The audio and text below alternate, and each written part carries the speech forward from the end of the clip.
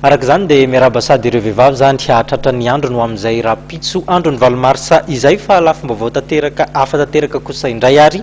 zava-dehibe ny fikajiana ny tontolo iainana tafiditra ao anatin'izany ny fambolekazo ny famotoana teny tsy mahabe omby Meritsy Atosika district Anarivomamo ny fianakavian'ny primature androany nanatanteraka izany adidy zany ary izy ireo ka hanamboly azo maro dia maro.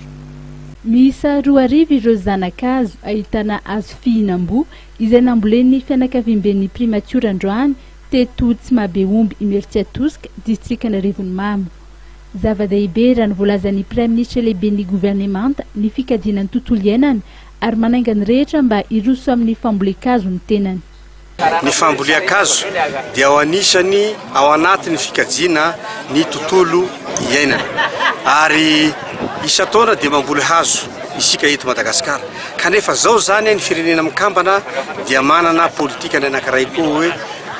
mamboly hazo isika ho an'ny planeta ary ny politique nationale de développement sy ny politique ampanjakana amin'ny ankapobeny izay napetraky ny filoham-pirenena ka tanterahan'ny gouvernemanta dia manana ny politika fikajina ny tontolo iainana koa. Izao fambolekazo zao dia ao anatiny zany rehetra izany satria tsika zany dia miara miaina ary miara miasa amin'ny firenena mikambana ary manana ny politikany maizy azy koa ka ankehitriny moa zany raha fantatritsika dia 14 milliards ny tanjona amin'ny fambolekazo manerana an'izao tontolo zao. Izao isika zany dia efa 12 milliards ny voavoly eran'izao tontolo zao ary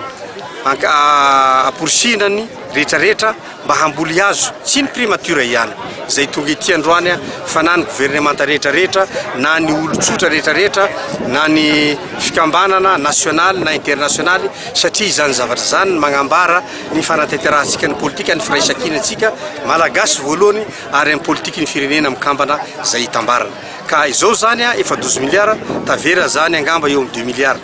Nambarany fa ireo rehetra izay mamboly azo na ministera na fikambanana na orinasy na olotsotra dia tokony ampiditra ao anatin'ny tranokalan'ny primature www.primature.gov.mg ny isan'ny azo izay novolen'izy ireo azahoana atotanisa ho fandraisana anjara amin'ny politikan'ny firenena mikambana milaza hoe mamboly azo isika ho an'ny planète na planton pour la planète.